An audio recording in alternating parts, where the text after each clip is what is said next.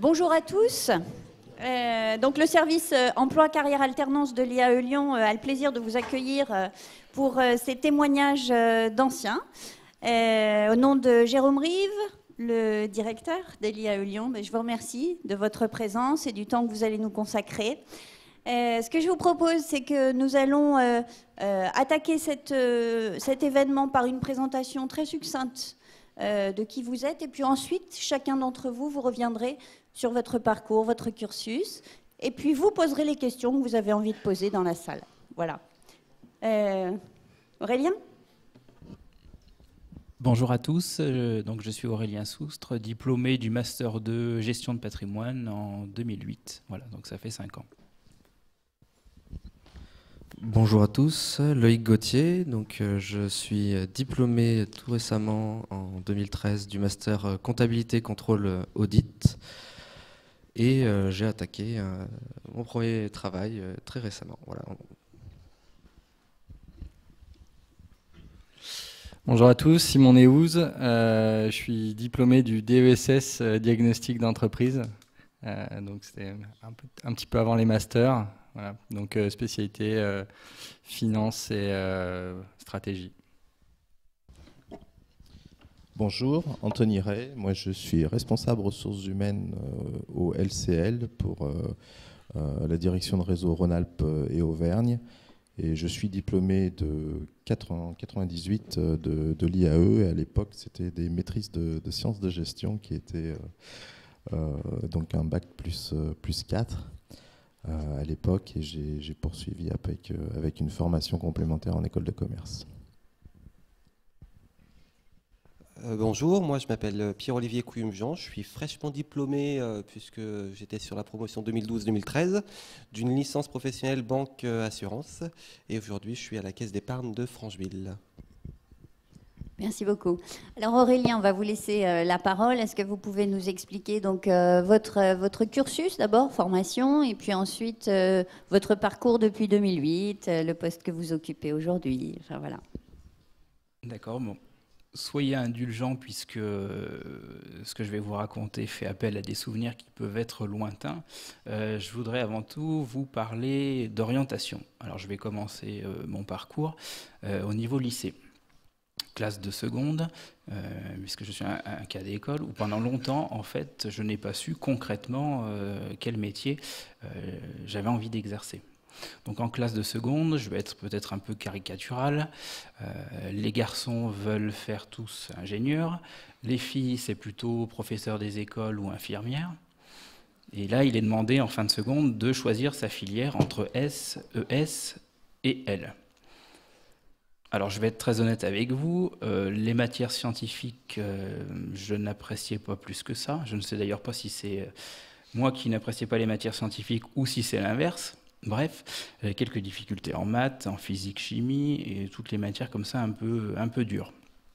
A contrario, j'étais plutôt doué en sciences humaines, en économie et en philosophie, histoire, géo. Tout ça suscitait chez moi un grand intérêt. J'ai donc poursuivi ma scolarité par un bac ES, option économie. En fin de lycée, ne sachant toujours pas quoi devenir concrètement, j'avais en tête de rester dans une filière assez généraliste. Et profitant à l'époque des journées portes ouvertes des différentes universités lyonnaises, j'ai comparé l'offre de formation qui existait, aussi bien donc à Lyon 3 dans le cadre de l'IAE, mais également à Lyon 2. Donc visiter les campus, voir quelle est la trame du diplôme de la formation, les matières, et finalement mon choix s'est porté sur l'IAE Lyon, qui me semblait une formation beaucoup plus structurée et en plus sur un campus très bien placé au centre de Lyon. C'est ainsi que je suis rentré en licence AES. À l'époque, il y avait le choix donc entre licence AES et puis licence économie-gestion. Connaissant mes difficultés en mathématiques, j'ai naturellement opté pour la licence AES qui offrait un parcours peut-être beaucoup plus littéraire avec à l'époque des matières comme de type géopolitique, histoire des faits économiques.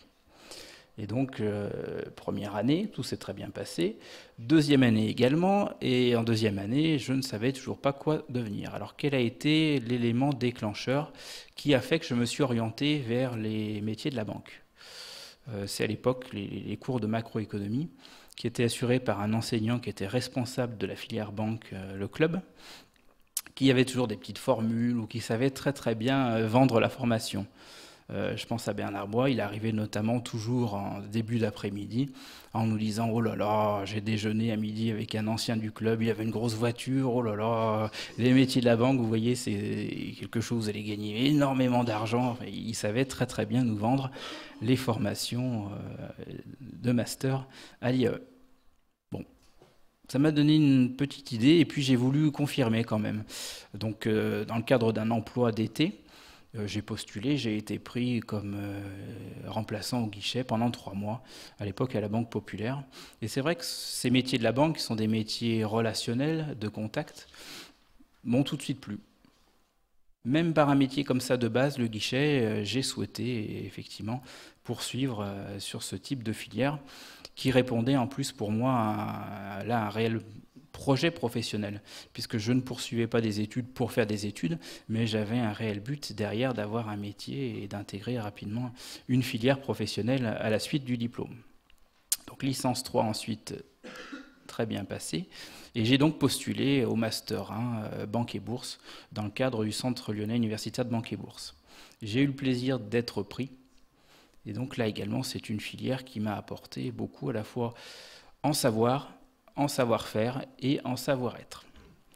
Alors à la suite du Master 1 gestion banque et bourse, vous aviez 2 choix qui étaient proposés, banque et bourse, qui sont toujours proposés d'ailleurs, et gestion de patrimoine.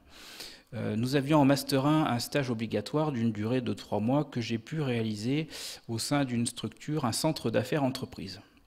Et là, ce stage, il a été aussi pour moi vecteur d'orientation, en ce sens où il a été une très bonne chose. Ce fut un mal pour un bien, puisque je n'ai pas du tout apprécié en fait l'approche de contact avec des responsables d'entreprise, des directeurs financiers. Et ça m'a tout de suite, ça m'a orienté plutôt vers le métier de banque, mais au service des particuliers. Donc là, le choix s'est fait naturellement et j'ai demandé à intégrer le Master 2, gestion de patrimoine. Et j'ai pu obtenir satisfaction et j'en suis très heureux aujourd'hui.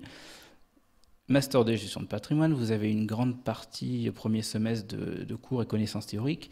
Et au second semestre, la volonté de l'IAE était d'intégrer les étudiants directement dans le monde de l'entreprise. Donc il y avait un stage de fin d'études, qui existe également toujours, de 6 mois, qui, au-delà du stage, présente véritablement un cursus d'intégration dans l'entreprise, puisque le but du stage est au final l'embauche. Alors, le stage de fin d'études, on avait beaucoup de chance, puisqu'à l'époque, les entreprises venaient nous chercher, effectivement, les DRH de Paris venaient nous faire passer les entretiens sur place, ici, à l'IAE. Et donc, en fonction des entretiens qu'on avait plus ou moins réussis, on savait qu'on était pris dans tel ou tel établissement. C'est ainsi que j'ai pu intégrer BNP Paribas en stage de fin d'études sur l'agence de Chambéry. Alors le stage de fin d'études est quelque chose de très, très, très structurant, puisque en banque, on vous fait passer par tous les métiers. C'est en quelque sorte un cursus d'intégration. On commence par le guichet et puis on remplace petit à petit des conseillers. On est mis très rapidement en situation face à la clientèle, puisqu'évidemment, l'employeur va s'assurer que vous avez bien les compétences techniques, mais également les compétences commerciales et relationnelles nécessaires à l'exercice du métier. À l'issue de mon stage de fin d'études, j'ai pu être validé sur un poste de conseiller en patrimoine financier, embauché donc comme cadre commercial sur l'agence principale d'Annecy, où j'exerce depuis 5 ans. Alors, quel est mon métier au quotidien ? Je suis donc chargé de la gestion d'un fonds de commerce de clients particuliers à profil patrimonial. J'ai à peu près un portefeuille aujourd'hui de 500-550 clients. Mes spécialités sur ce portefeuille sont plutôt orientées sur l'épargne investie et également sur l'immobilier, le marché de l'immobilier, puisque je suis à la fois chargé de la gestion de ce fonds de commerce, mais je suis également chargé de développer ce fonds de commerce, c'est-à-dire d'aller chercher des clients à la concurrence, puisqu'aujourd'hui on sait que le marché bancaire est quelque chose de saturé. Donc pour gagner de nouveaux clients, on a 2 vecteurs principaux de recrutement, ce sont le marché des jeunes, offrir des offres commerciales intéressantes aux étudiants, notamment pour qu'ils changent, pour les sortir de la banque de leurs parents, en quelque sorte, mais également là aussi, c'est un événement marquant dans la vie des clients, le projet immobilier. Et si vous êtes capable d'offrir des conditions commerciales préférentielles par rapport à la concurrence, c'est ainsi que vous récupérez une relation bancaire et que vous pouvez développer le fonds de commerce de votre entreprise. Donc voilà ce que je fais aujourd'hui au quotidien. Et c'est un métier, je dis, qui allie des compétences commerciales et des compétences techniques, puisque les deux, on va dire, disciplines académiques auxquelles se rattache mon métier, c'est avant tout l'économie et également le droit, puisque vous savez que du droit dérive la fiscalité et tous les domaines qui peuvent être liés donc à l'exercice du métier de banquier. Voilà, donc j'exerce aujourd'hui pour l'instant uniquement dans le domaine de la clientèle des particuliers. Le message que je voudrais vous faire passer aujourd'hui, c'est qu'il m'apparaît utile de vous dire qu'il faut que vous soyez acteur de vos formations, au même titre que demain vous serez acteur de votre cursus professionnel et peut-être aussi acteur du monde dans lequel nous évoluons. Je me tiendrai ensuite à votre disposition pour répondre à toutes les questions que vous pourriez avoir sur les métiers de la banque et éventuellement la possibilité de les intégrer à différents niveaux à la suite des cursus proposés ici à l'IAE. Je pense à la licence professionnelle ou au master orienté vers la banque. Je vous remercie. Merci Aurélien. On reviendra. On vous donnera bien sûr la parole tout à l'heure pour les questions-réponses. Et vous aurez aussi pour tous l'occasion de conclure bien sûr et de donner des conseils à nos petits jeunes. Loïc, donc vous êtes diplômé de 2013, donc c'est tout récent. Vous avez suivi une filière comptabilité contrôle audit. C'est ça, donc je suis récemment diplômé du master comptabilité contrôle audit. Et pour vous faire un peu le cheminement vers cette fin, je viens d'un lycée de campagne dans la Drôme, dans lequel je savais dès le départ ce que je voulais faire. Je m'étais renseigné, j'aimais l'économie, j'aimais les chiffres. Pour moi, le métier de l'expertise comptable, c'était quasiment naturel, quoi. Je me voyais déjà dedans à 16-17 ans. Donc j'ai fait un bac ES où je m'en suis bien tiré. C'est pour ça que j'ai pu intégrer l'université à Lyon, à l'IAE, puisque tous ceux qui viennent de la Drôme ne peuvent pas forcément prétendre à venir sur la ville de Lyon. Donc mon plan, c'était au départ d'intégrer l'expertise comptable, mais par une voie un peu détournée, puisque j'ai intégré la première année de licence éco-gestion, avec l'objectif de passer dans la licence sciences de gestion en deuxième année, donc ce que j'ai fait, sur dossier, avec les notes, et puis passage d'un oral. Je pense que ça se passe toujours à peu près comme ça. Donc après, en licence sciences de gestion deuxième année, petite promo, bonne ambiance, des cours plus orientés gestion, moins économie. Et à l'issue de cette année-là, j'ai postulé pour rentrer dans l'option comptable de la licence, qui s'appelle maintenant option CCA, comme le master, où là, les promotions se sont encore réduites, puisqu'on était une trentaine d'étudiants venant pas forcément de la licence sciences de gestion, d'autres venaient de droit, d'éco-gé, voire de l'extérieur. Et c'était la première immersion vraiment dans le monde de la comptabilité et des chiffres en général. Et à l'issue de cette troisième année, j'ai eu la possibilité de faire un stage dans ce domaine-là. Même, on est forcément contraint de faire un stage dans ce domaine-là. Donc j'ai fait un stage d'expertise comptable dans un cabinet qui s'appelle Mania Gallo, où là, le travail d'un débutant, c'était de tenir la comptabilité, saisir des factures, saisir les relevés bancaires. Un travail à mon niveau à cette époque. Et à l'issue de ce stage, ça s'est très bien passé, puisqu'on m'a proposé de revenir, de re-signer pour un autre stage en Master 1, puisque à l'issue de la licence sciences de gestion option comptable, l'accès en Master est quasiment garanti en Master CCA. Donc.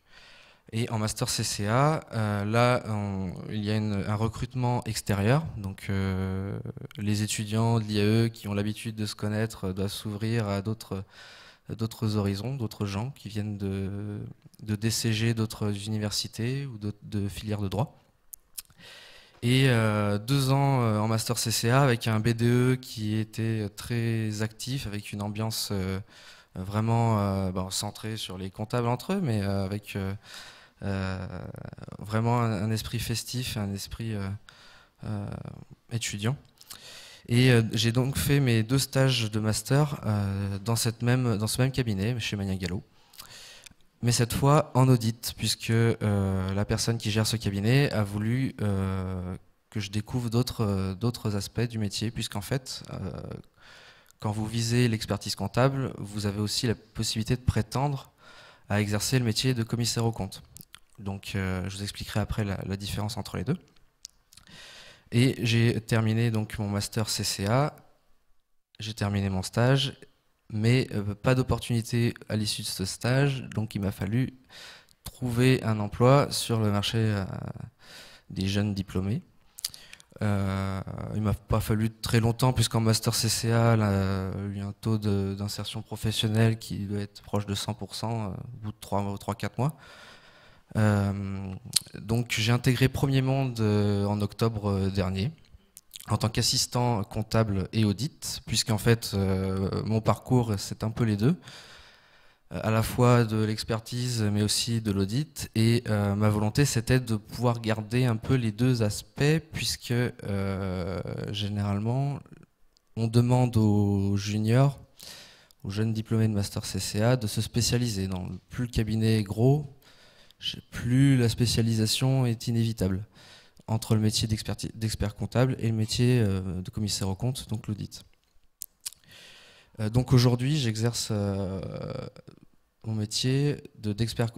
Je ne suis pas expert comptable diplômé, puisqu'il faut après s'engager sur 3 ans supplémentaires de stage auprès de l'ordre des experts comptables après le master.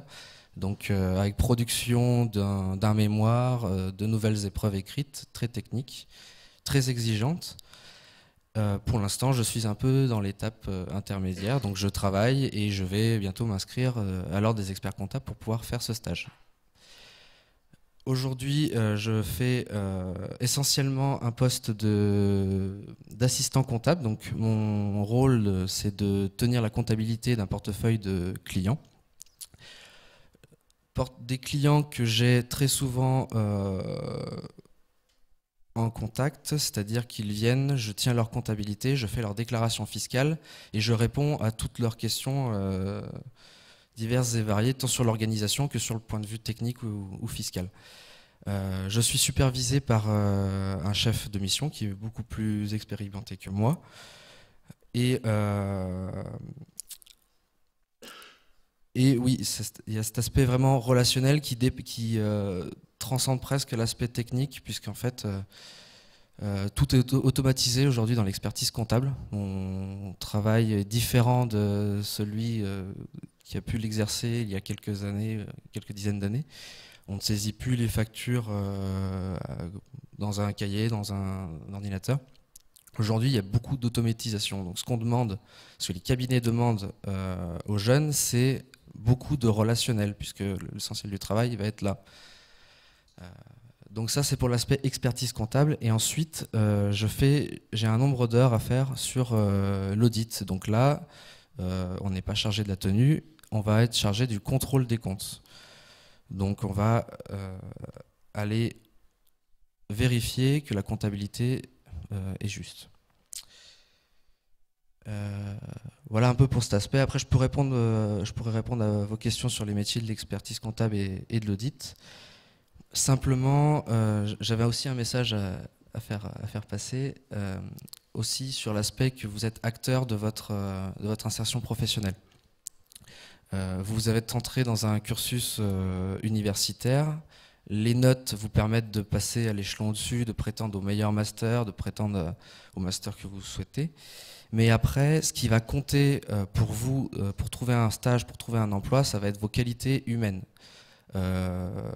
J'ai rarement vu oui, il y en a, mais il y a très peu de tests techniques qu'on va vous faire passer lors des entretiens d'embauche, il y en a, mais c'est surtout sur vos qualités humaines, sur votre relationnel, sur votre capacité à inspirer confiance à votre employeur que vous allez être recruté. Et donc ça se prépare un petit peu à l'avance, selon moi, et c'est dès l'université que vous pouvez gagner ce savoir-être en participant à des associations, en participant aux élections étudiantes, en allant voir des conférences. Il y a plein de choses qui se font en dehors des cours et qui vous permettent d'avoir un peu ce bagage en dehors de l'aspect CV, cursus universitaire. C'est un plus, mais c'est un plus qui devient vraiment indispensable et qui fait la différence après, surtout sur des marchés marchés de l'emploi qui deviennent très concurrentiels entre les diplômés. Donc pour ma part, j'ai participé à la création de la junior entreprise de l'IAE en octobre 2010 et j'ai participé également, j'ai été élu étudiant au conseil d'administration de l'IAE et d'université. C'est un peu pour ça que je vous dis ce message, c'est que ces expériences-là en dehors des cours m'ont beaucoup appris et c'est aussi grâce à elles que j'ai pu prétendre à mon poste chez Premier Monde. Quand on veut devenir expert comptable ou auditeur, on vous demande d'inspirer confiance à votre client. Et si vous voulez exercer ce métier, il faut d'abord vous inspirer confiance à votre futur employeur. Donc pensez-y, il n'y a pas que l'année d'après, il n'y a pas que le master, le concours. Il faut penser aussi à cet aspect immatériel, à cet aspect humain. Donc, voilà. Ok, merci pour cette première présentation.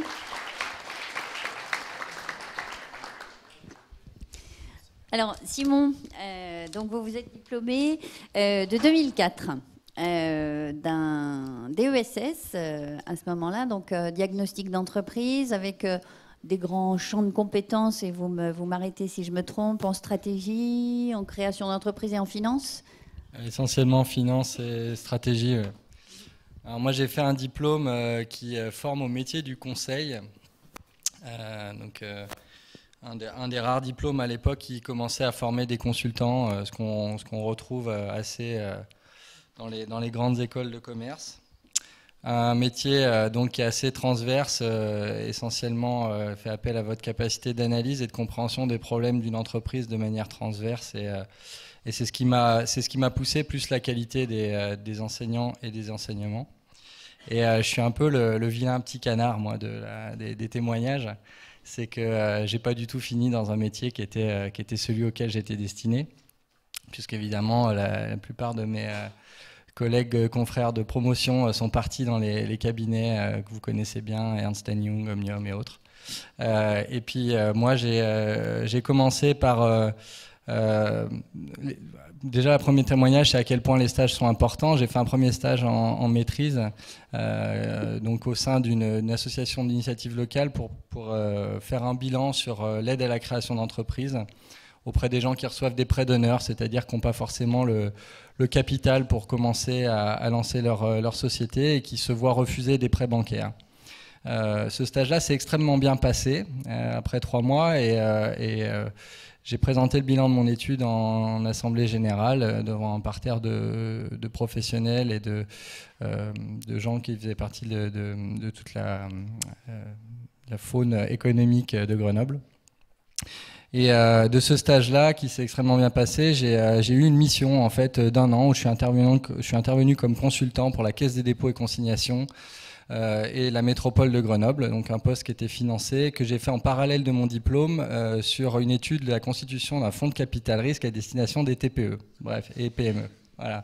Une mission assez complexe, mais du coup qui était un fort enjeu et qui était vraiment passionnante. Là-dessus, on m'a proposé un CDI. Moi, j'ai refusé pour plusieurs raisons, parce que l'environnement de collègues de travail me plaisait pas, parce que j'avais aussi envie de découvrir d'autres choses et que je considérais d'avoir mené cette mission à bien. Et j'ai fait vendeur pendant 1 an dans un magasin, en attendant de trouver la bonne idée ou la bonne opportunité. Donc le premier des témoignages que je peux vous donner, c'est les stages sont extrêmement importants parce que ça peut déboucher parfois sur des expériences fortes.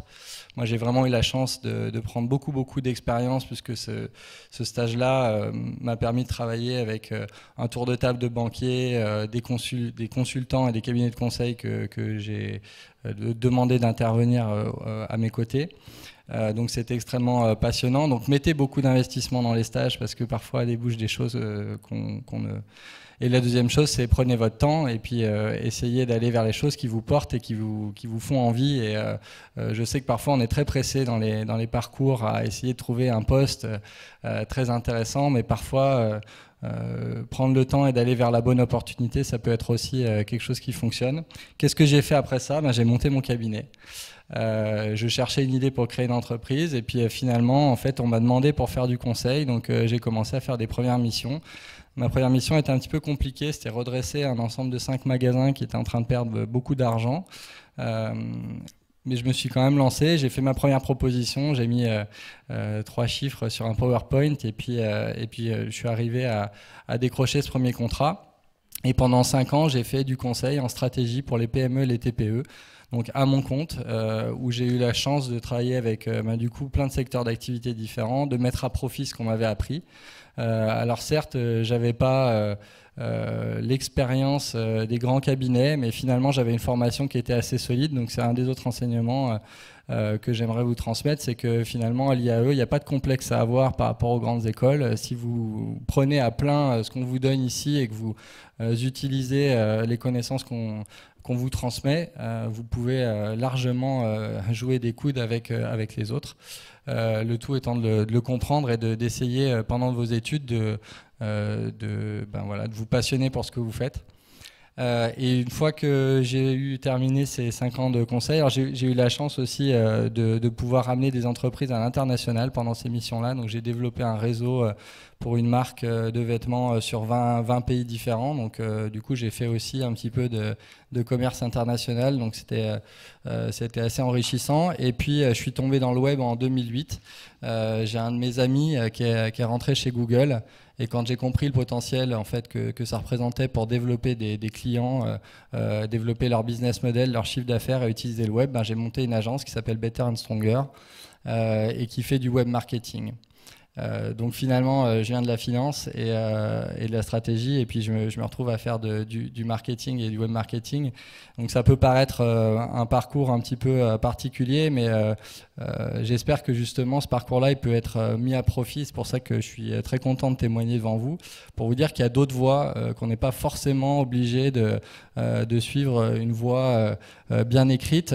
Vous avez un diplôme, après c'est ce que vous en faites qui sera intéressant, et vous verrez qu'il y a beaucoup de personnes qui sont à côté de vous qui vont peut-être rentrer dans une filière et puis terminer dans des métiers qui n'étaient pas forcément prévus au départ, et c'est ce qui est intéressant dans un parcours professionnel, c'est de laisser aussi l'opportunité à pouvoir changer de métier.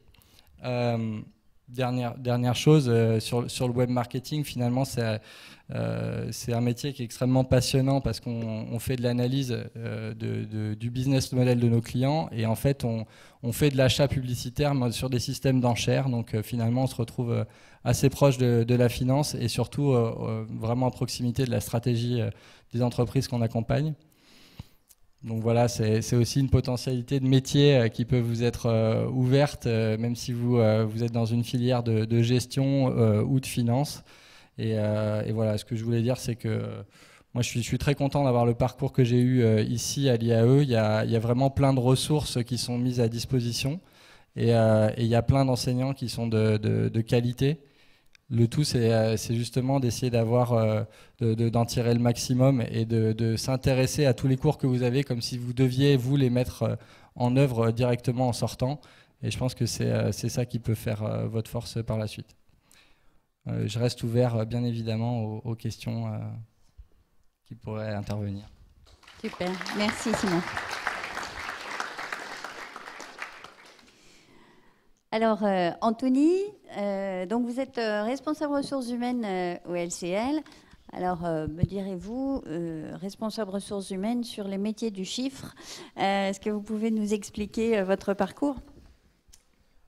Oui, bien sûr. Alors moi, j'ai quelques similitudes avec Monsieur Neouz, puisque effectivement, je travaille dans les ressources humaines, je travaille dans une banque, et pourtant, j'ai pas du tout été formé pour ça. J'ai une formation initiale qui est scientifique, et mon métier d'origine, ce sont les achats. Donc, rapidement, pour refaire ce parcours en sortant du bac, ne sachant trop quoi faire, et étant plutôt à l'aise avec les chiffres, je me suis dirigé vers une formation scientifique à Lyon 1.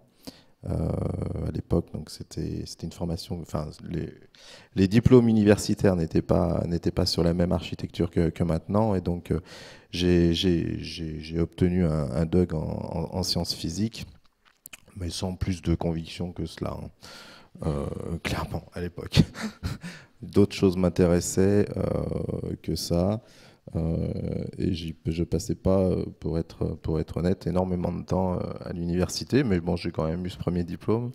Et puis en grandissant un petit peu, je me suis orienté plutôt vers des études de gestion, en comprenant que les métiers de la gestion étaient plus des métiers qui pouvaient m'attirer. Mais encore une fois, sans plus d'idées précises, j'ai intégré donc l'IAE, qui à l'époque proposait donc au sein d'un institut universitaire professionnel une formation donc en 3 ans, donc à Bac+1, donc qui amenait à un niveau Bac+4, donc une maîtrise de sciences de gestion, avec une spécialisation dans les achats, métier commercial, métier particulier, qui m'a intéressé à ce moment-là. Donc j'ai obtenu cette maîtrise de sciences de gestion en spécialisation achat. Les achats m'intéressant particulièrement, j'ai poursuivi cette formation avec une dernière année en école de commerce à Bordeaux, avec une spécialisation, on va dire, plus professionnalisée encore sur les achats, pour obtenir à l'époque donc un Bac+5, ce que proposait pas l'IAE à ce moment-là. Ce que l'on propose aujourd'hui à Et ce que l'on travers propose, le master effectivement, achat. aujourd'hui, il y a un master achat, un master 2 achat, donc qui vous permet de sortir un Bac+5 de l'IAE. Donc voilà, donc mon métier d'origine, en tout cas ma formation terminée et complétée en achat, j'ai débuté dans ce métier-là. J'ai débuté dans un secteur on se replacer en 98, hein, un secteur qui était en plein boom, qui était les télécoms, donc bien loin de la banque et de la finance. Donc j'ai intégré un opérateur télécom qui s'appelle toujours d'ailleurs Bouygues Télécom, qui était une start-up. On était 50 à l'époque chez Bouygues Télécom quand je suis rentré. Donc une petite entreprise qui se montait dans le domaine des télécoms. Vous vous souvenez peut-être pas, mais à l'époque les téléphones ne ressemblaient pas du tout à ceux qu'on a maintenant. Ils étaient beaucoup plus lourds et beaucoup moins sympathiques. Et le SMS, on ne savait même pas ce que ça voulait dire. Voilà. Donc j'ai débuté ma carrière chez cet opérateur. J'y suis resté 3 ans, et puis j'ai cédé un petit peu aux sirènes de la concurrence, et je suis parti chez un concurrent que vous connaissez bien également, toujours dans le domaine des télécoms, qui s'appelle SFR, et puis généralement le groupe Vivendi. Donc où j'y suis resté 2 ans, et là j'ai travaillé sur de la coordination achat à l'échelle européenne sur toutes les filiales télécom du groupe Vivendi et Vodafone. Donc voilà ce premier parcours télécom accompli. Au bout de 5-6 ans, donc tout ça c'est un parcours qui est parisien, hein. Je suis lyonnais d'origine, j'ai terminé mes études à Bordeaux et j'ai commencé ma vie professionnelle à Paris, comme beaucoup. Au bout de ce premier parcours et de ces premières expériences, j'ai saisi une opportunité qui m'a été présentée non pas de changer de métier, je restais sur le même métier, mais de changer complètement de domaine et d'intégrer donc le monde bancaire et le secteur financier au travers du groupe Crédit Agricole. Et tout simplement, j'ai été chassé donc pour prendre la responsabilité des achats donc dans un premier temps d'une filiale du groupe Crédit Agricole qui est la banque de financement et d'investissement, donc les salles de marché du groupe Crédit Agricole. Donc j'ai quitté le domaine des télécoms pour celui de la banque, mais toujours sur un métier achat, donc un métier qui est bien loin du métier traditionnel de la banque. J'ai fait mon bout de chemin au sein du groupe Crédit Agricole, passant de cette filiale au siège. Donc j'ai travaillé au siège du groupe Crédit Agricole et ça pendant 5 ans, toujours en responsabilité achat. Et puis au bout de, donc là tout ça, les années cumulées, on arrive à 12-13 ans de parcours. Tout ça cumulé, j'ai commencé à sentir, pas une lassitude parce que j'appréciais mon métier, mais une envie, un besoin de voir autre chose, de découvrir autre chose. Et cela également couplé au fait que je travaillais dans un grand groupe bancaire, mais que finalement la banque, je n'y connaissais rien. Je rentrais dans une agence pour aller chercher ma carte bleue et retirer de l'argent, et c'était à peu près tout ce que je pouvais connaître des métiers de la banque. Le domaine financier m'intéressait. Et donc, au travers des réseaux internes que peuvent constituer les grandes entreprises, j'ai commencé donc à me repositionner et à être un petit peu en veille pour changer de métier. Et une opportunité s'est présentée à moi. Il y avait forcément un peu de hasard, mais c'est également beaucoup en travaillant avec les réseaux internes. Une opportunité de changer de métier, de venir sur le métier des ressources humaines. Et donc de prendre le poste que j'occupe aujourd'hui, donc en responsabilité donc d'une direction de réseau au sein de la banque LCL, qui est une filiale du groupe Crédit Agricole. Donc sur Lyon, donc en plus de ça, un clin d'œil du destin, où après 13-14 ans passés loin de Lyon, j'avais l'opportunité de revenir sur Lyon. Donc aujourd'hui, j'occupe cette fonction de responsable des ressources humaines qui me permet d'être au plus près et au contact d'un réseau de banques de détail, également de structures comme les banques privées et les centres d'affaires entreprises. Donc je n'ai pas la prétention de dire que je connais ce métier techniquement, mais en tout cas, aujourd'hui, j'en ai une visibilité claire et je connais aujourd'hui le fonctionnement réel d'une banque au plus près de ses clients. C'est un métier que je ne ferai pas toute ma vie, les ressources humaines, je l'apprécie beaucoup, mais je ferai certainement autre chose derrière, mais il me permet aujourd'hui d'élargir mon employabilité, comme on dit maintenant, et en tout cas mon champ de compétences. Donc, comme il est d'usage de donner des bons conseils. Je vous dirais, j'en suis un exemple, mais mon camarade à ma droite l'est également. On se forme, quand on est jeune, on va dans des écoles, on va dans des universités, on se forme à un métier. Mais derrière, vous avez 40-45 ans de vie professionnelle à assurer. Et forcément, durant ces 40 ou 45 années, peut-être plus, on verra ce que nous dit l'avenir, vous aurez forcément des virages à prendre, vous aurez des remises en cause à faire. Il vous faudra vous former à nouveau, ne serait-ce que parce que le monde évolue, les technologies évoluent, les techniques évoluent. Et puis au-delà de cela, dans votre parcours professionnel, certainement qu'on vous demandera effectivement d'élargir au maximum vos compétences, de changer de métier. Un de mes camarades l'a dit tout à l'heure.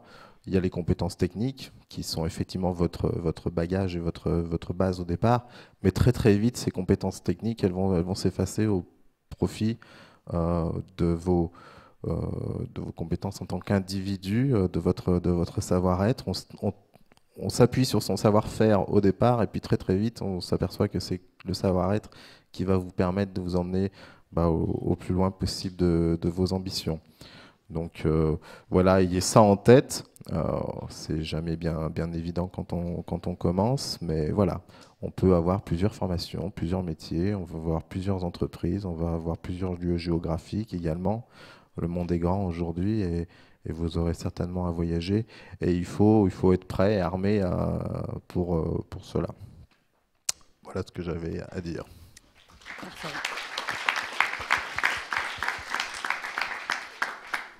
Merci beaucoup Anthony. Donc Pierre-Olivier, vous allez prendre la parole. Vous êtes diplômé de la licence professionnelle banque assurance, donc c'est tout récent, 2013. Et avant de vous céder la parole, je vous rappelle que donc l'IAE Lyon propose bien sûr ses formations initiales, licence et master, mais propose également tout un ensemble de formations en alternance, donc apprentissage ou contrat de professionnalisation, essentiellement au niveau licence professionnelle ou master 2. Une ouverture s'est faite cette année en master 1, mais gardez bien en tête dans un premier temps L3 et M2 avec de beaux parcours qui, comme Pierre-Olivier va vous l'expliquer, donc propose de belles opportunités de carrière. Merci. Alors, comme l'ont dit mes collègues, les stages, c'est très très important. Ça permet de mettre un pied dans l'entreprise. Et c'est pour ça que je pars du principe que l'alternance, c'est vraiment aujourd'hui, surtout dans le monde actuel, vraiment une chance. Puisque ça permet vraiment de mettre le pied dans l'entreprise, de voir ce qui s'y passe et de voir un peu si le secteur d'activité du moins qu'on a choisi est vraiment celui dans lequel on veut travailler. Donc moi au début j'ai commencé par faire un CAP cuisinier après le bac, parce que je voulais être cuisinier à la base. Après le bac, j'ai fait un CAP cuisinier parce que je voulais être cuisinier, ouvrir un restaurant. Donc j'ai fait ça en un an en alternance, et puis merci l'alternance parce que je me suis rendu compte que c'était pas du tout ce que je voulais faire. La cuisine c'est une passion, mais il est hors de question que je passe 60 heures de ma vie par semaine pendant 50 ans pour quelque chose qui au final va pas m'apporter plus que de la satisfaction personnelle. C'est comme le disait mon collègue, il y a les sous aussi qui comptent, c'est important, la paye, tout ça. Donc, après ce CAP cuisinier, je me suis dit, écoute, je vais reprendre mes études. Puis j'aimais bien la gestion, le contact clientèle. Je me suis dit, BTS Banque. J'ai commencé par un BTS Banque que j'ai fait en alternance avec BNP Paribas. J'ai pu voir les services administratifs. Je m'occupais des entrées en relation des professionnels et des associations. Donc, il y avait beaucoup de lectures de statuts, cabis. Donc, c'était très intéressant. Ensuite, après le BTS Banque, j'ai voulu continuer, faire au moins un an de plus pour arriver sur une licence. Donc j'ai choisi de faire une licence banque que je voulais toujours faire en alternance. Et BNP Paribas m'a suivi pour cette année d'alternance que j'ai cette fois exercé dans le commerce, parce que j'ai exercé les fonctions de conseiller clientèle. Et c'est vraiment là où j'ai pu voir vraiment que ce métier... j'ai vraiment appris à l'aimer. J'adore vraiment aujourd'hui ce métier-là parce que c'est un métier de contact, un métier humain. Chaque personne est différente, a une situation différente.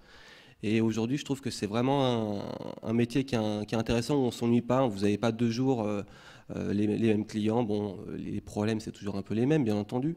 Mais on a vraiment un portefeuille de clients qui sont variés, avec des problèmes et des solutions donc, qui sont différentes. Donc, ma licence banque, je l'ai fait à l'IE. Si je l'ai fait à l'IE, c'est parce que j'ai eu beaucoup de mes amis qui ont fait un parcours à l'IE, qui étaient à Lyon 3, et j'avais eu beaucoup de bonnes retombées. Donc, c'est pour ça que je voulais en priorité me diriger vers l'IE. Et puis, j'ai pas du tout été déçu, puisqu'effectivement, arrivé en licence, on m'a donné toutes les opportunités, toutes les clés, entre guillemets, pour réussir et pour aller plus loin que mon activité de banquier au quotidien.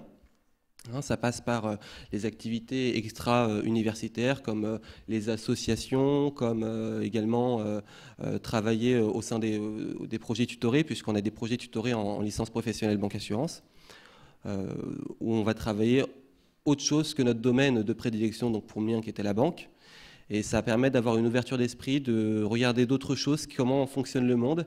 Et ça permet de développer toutes ces compétences dans tous les domaines, quoi. Parce qu'aujourd'hui, un bon banquier, c'est pas uniquement manipuler les chiffres, c'est aussi savoir écouter, c'est savoir un peu prévenir. C'est un peu comme un médecin de famille, c'est vraiment s'occuper de tout, c'est une relation qu'on a.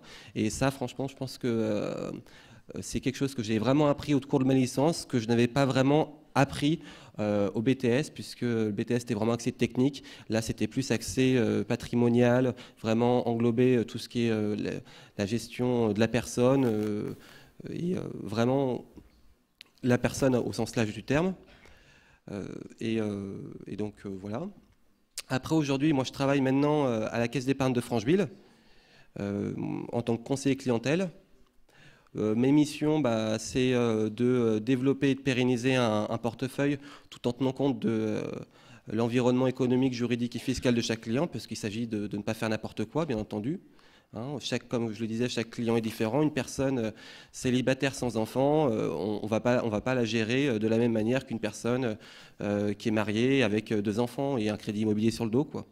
Donc, il faut bien faire attention.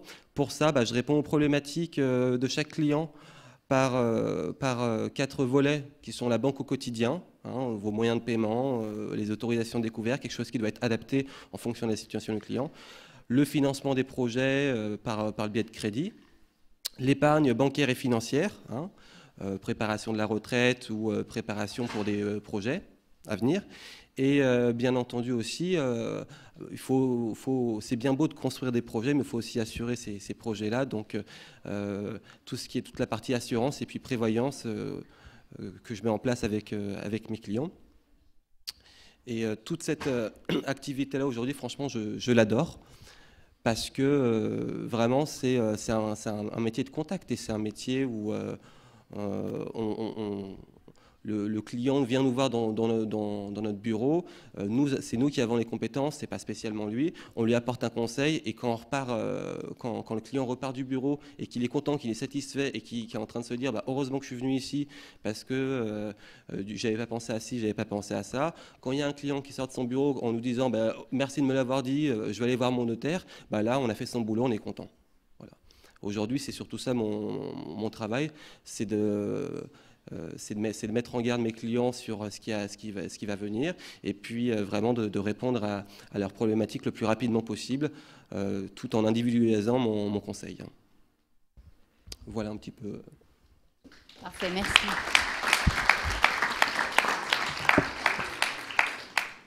Alors, merci à chacun d'entre vous pour ces présentations. Alors, on va passer aux questions-réponses. Alors, les premières questions.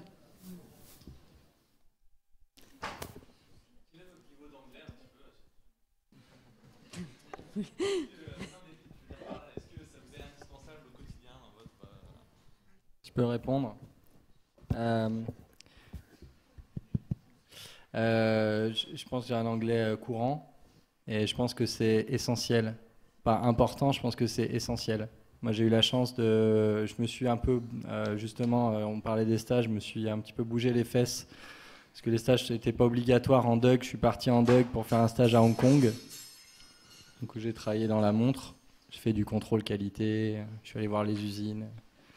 Donc au moins je savais de quoi on parlait dans Envoyé spécial. Ça change le regard. C'est surtout ça qui est important, c'est l'anglais, c'est important. Et partir à l'étranger, c'est important, c'est essentiel. Parce que si vous voulez avoir la capacité de comprendre dans votre métier, de toute façon, de plus en plus, les boîtes qui sont porteuses, on peut en parler, elles font leur croissance à l'étranger. Et du coup, ce qui est mis en jeu, c'est non tellement parler anglais, mais c'est de comprendre des cultures différentes. Je prends un exemple, quand j'ai travaillé pour développer un réseau à l'international, un groupe de Japonais qui vient, si vous croyez que le chef, le président de la boîte, il est devant et que vous lui serrez la main en le regardant bien droit dans les yeux, sachez que c'est l'assistant. Le chef, il est toujours derrière. Si vous ne savez pas ça, vous avez vraiment l'air d'un imbécile. Donc c'est à la fois important de parler anglais, c'est essentiel. Et c'est aussi très important de comprendre des cultures différentes. Parce que dans une entreprise, vous pouvez aussi travailler avec des gens qui n'ont pas la même culture que vous. Allez essayer de vous faire comprendre avec des Russes, vous allez voir comme c'est sympa. Autre chose par rapport à cette question qui est importante, c'est que moi j'ai une TPE, quoi. On n'est pas beaucoup, c'est une petite agence, mais on travaille avec des clients à l'international. Et on a la chance de faire aussi des campagnes de web marketing à l'international. Donc, c'est dans n'importe quel métier, à n'importe quelle taille d'entreprise. Nous, on est 4 dans la boîte. Hein. Il y a un associé et 2 personnes qui travaillent avec moi. Et on bosse à l'international aussi, donc c'est pas forcément si vous visez que les grands groupes que vous en aurez besoin. Donc je pense que c'est une très bonne question. Notre directeur des ressources humaines, un petit complément sur le sujet. C'est pas avec ma casquette forcément ressources humaines que je vais répondre, parce que ça, je dirais, tout dépend des secteurs. Aujourd'hui, sur le secteur de la banque traditionnelle, l'anglais c'est pas nécessaire, c'est pas aujourd'hui un sujet ou un critère de sélection. Mais après, bien entendu, je rejoins complètement ce qui a été dit. Ça va devenir quand même compliqué dans le monde dans lequel on vit aujourd'hui. De ne pas travailler sans maîtriser l'anglais.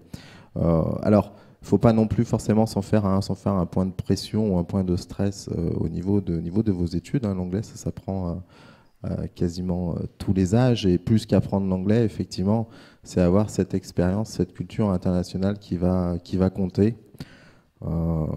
Donc le niveau d'anglais, il est ce qu'il est quand on sort de ses études. Quand on n'a pas eu la chance de partir ou d'avoir un stage à l'étranger, on a un niveau d'anglais qui est celui que nous donne l'école, le lycée et l'université à la sortie de nos formations. Mais voilà, il faut pas hésiter à saisir une opportunité, une expérience à l'international. Et l'anglais, ça se parle pas qu'en Angleterre ou aux États-Unis, ça se parle partout. Donc, que ce soit en Asie, en Amérique du Sud, c'est une expérience qui peut être intéressante, parce qu'au-delà de la pratique d'une langue étrangère, ça va vous ouvrir à une autre culture. Ça va surtout vous ouvrir votre champ d'horizon, vous apercevoir que vous pouvez trouver un job bien au-delà de votre rue ou de votre arrondissement. Ça va peut-être vous donner conscience que le monde et les opportunités sont quand même assez importants.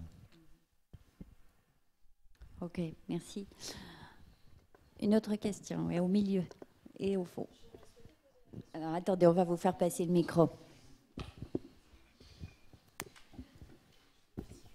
Oui, j'aurais souhaité poser la question à Monsieur Aurélien Soustre et Monsieur Ray. Concernant la gestion de patrimoine, est-ce que vous pensez très honnêtement que quand on est une femme, c'est plus compliqué? Et en règle générale, dans la banque, est-ce que c'est plus compliqué de se faire recruter ou pas? Sachant qu'il n'y a que des hommes aujourd'hui, donc voilà une petite question.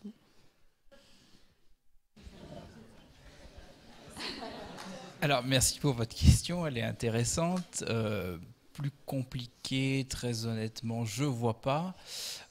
D'autant plus qu'aujourd'hui, on sait qu'il y a une politique dans les entreprises qui vise à la non-discrimination, et également au niveau des salaires, au respect de l'égalité homme-femme. Donc, plus compliqué, non, je pense.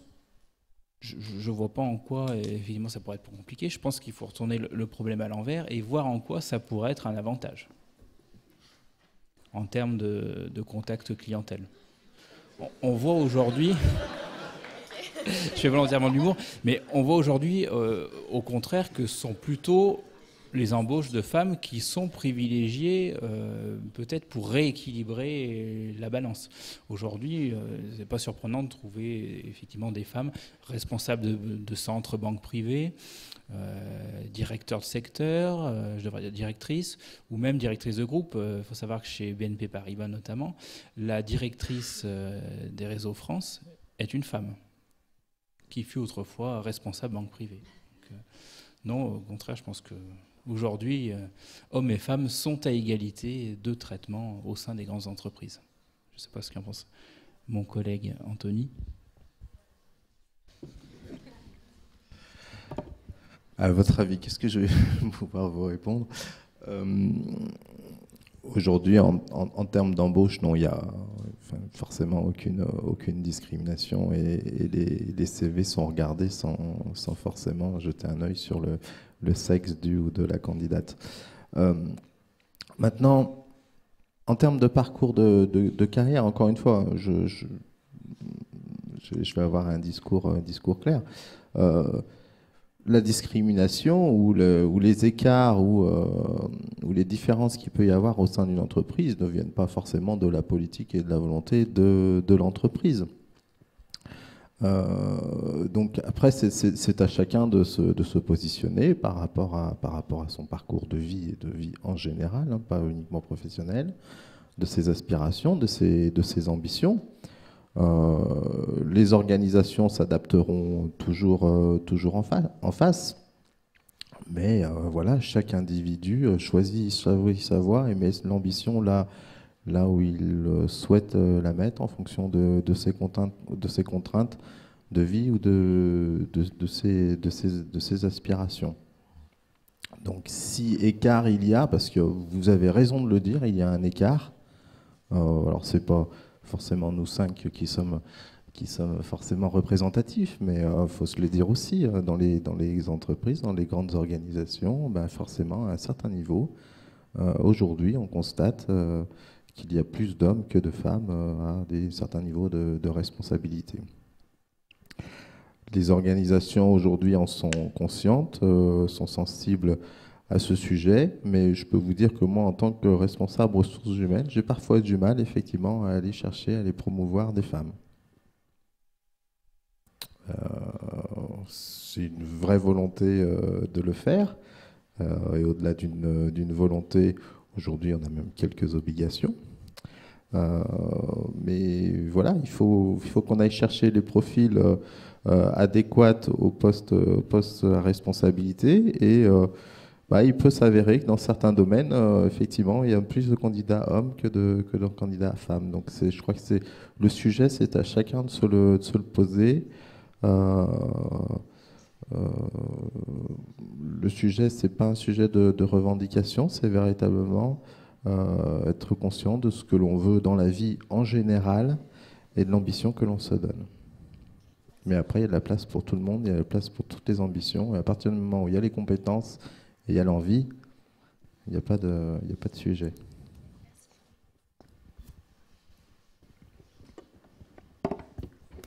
Je crois qu'il y avait des questions en haut, Lucie, si tu veux bien.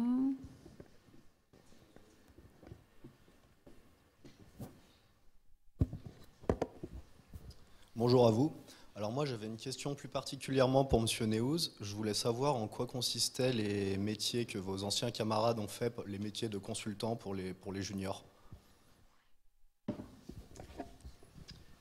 Alors j'aurais du mal à tous les citer. En fait, le métier de conseil, il peut y avoir une verticalité de l'approche.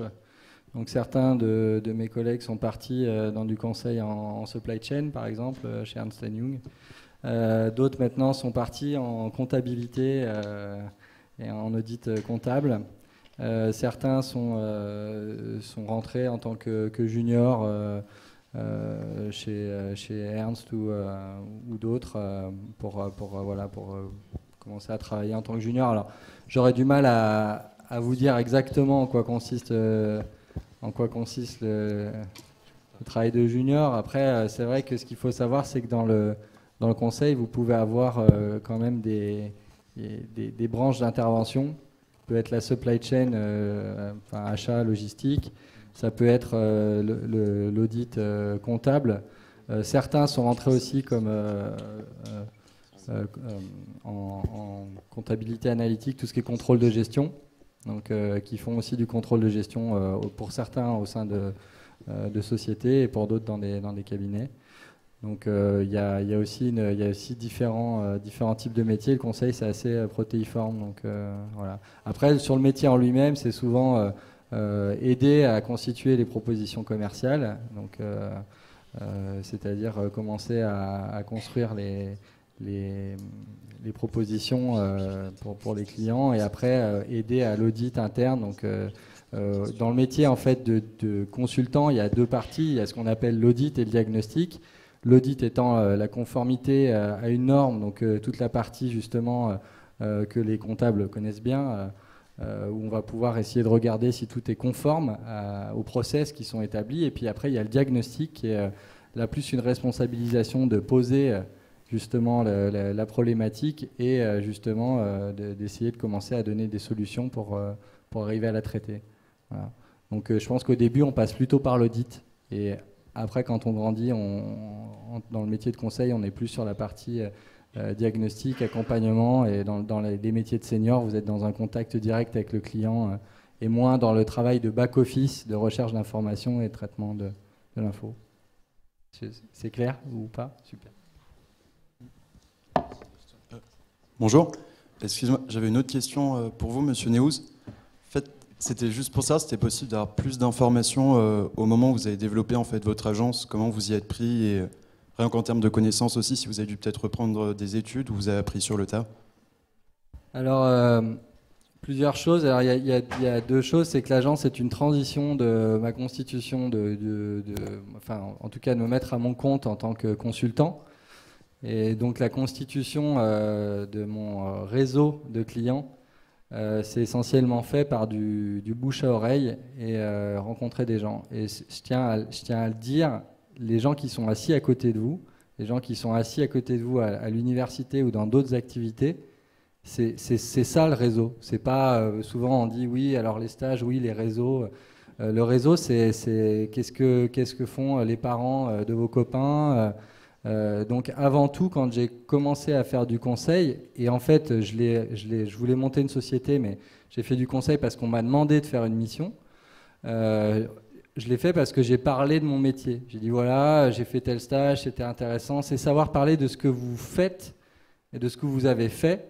Et quand les gens ont conscience de ça, et potentiellement, c'est des gens qui peuvent faire appel à vos services parce que justement, ils se rappellent que vous êtes intervenu dans tel ou tel type de situation et que potentiellement, vous pouvez leur apporter quelque chose.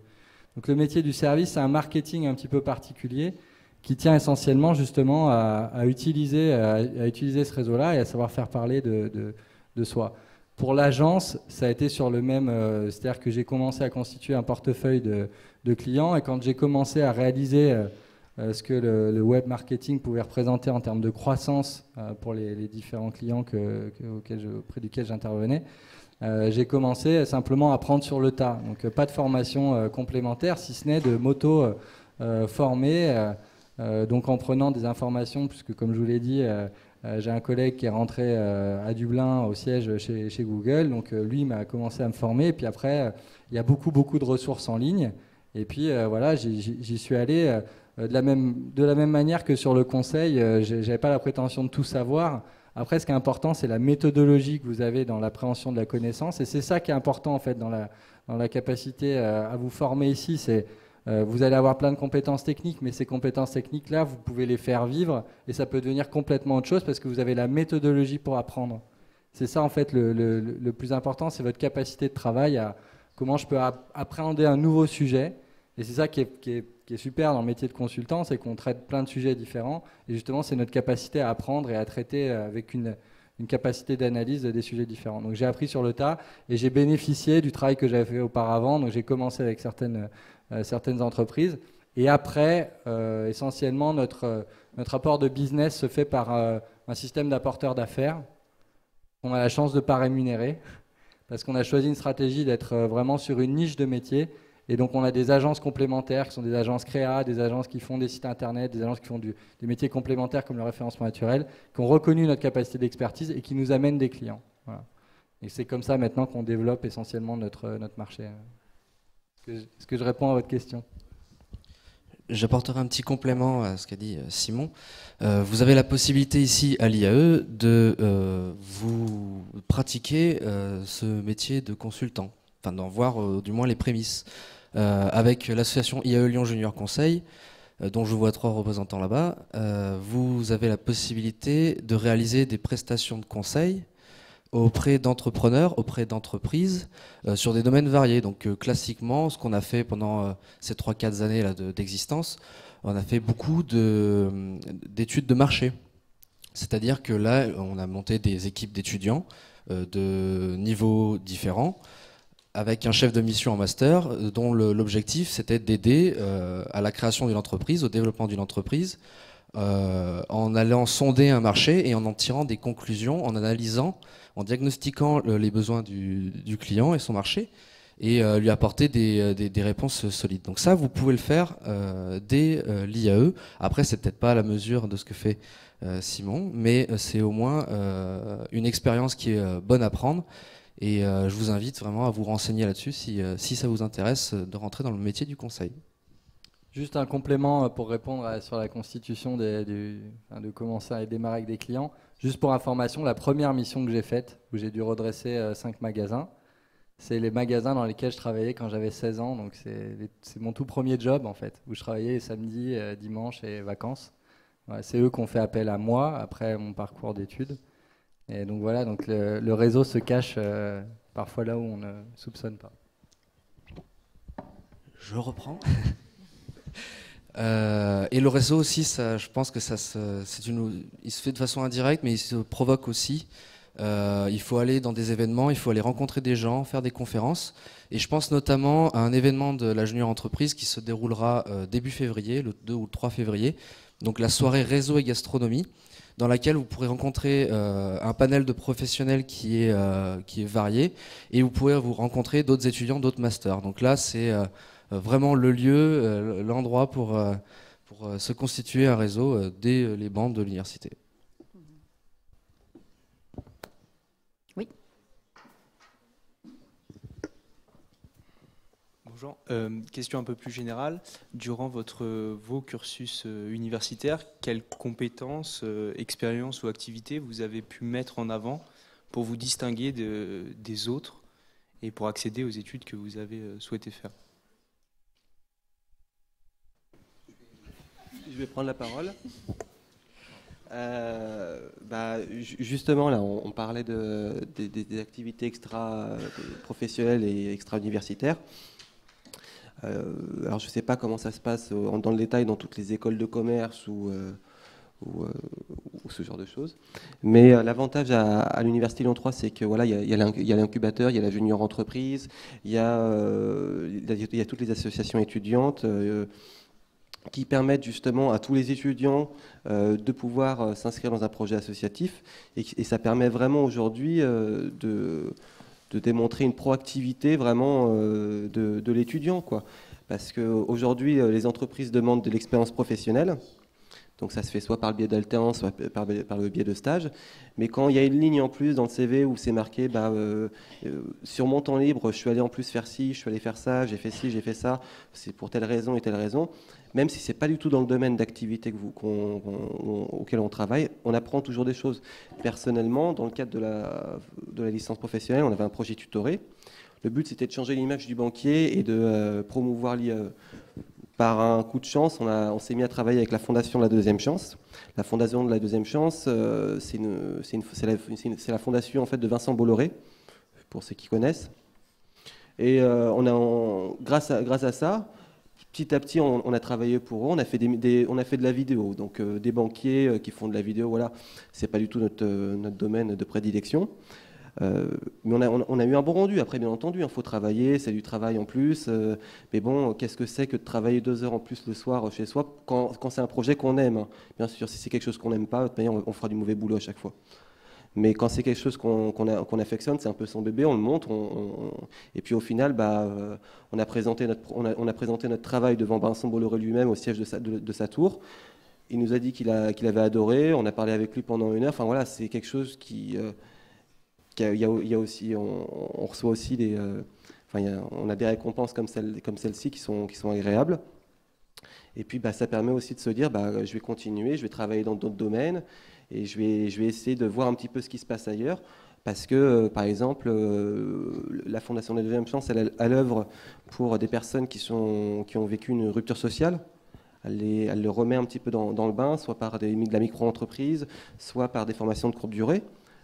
Donc on a travaillé avec des gens comme ça, on a essayé de plébisciter, mais à côté de ça, ça a permis aussi, moi personnellement, ça m'a permis d'apprendre à gérer une équipe. On était 16 dans le groupe, ça se gère, c'est compliqué, au quotidien c'est difficile parce que on a tous le même âge, on suit la même formation, donc prendre le pied un petit peu sur d'autres, parfois c'est compliqué, mais ça s'apprend et c'est ça aussi vraiment que du coup...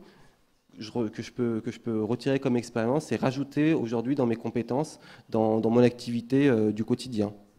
Voilà. Je ne sais pas si ça répond à peu près.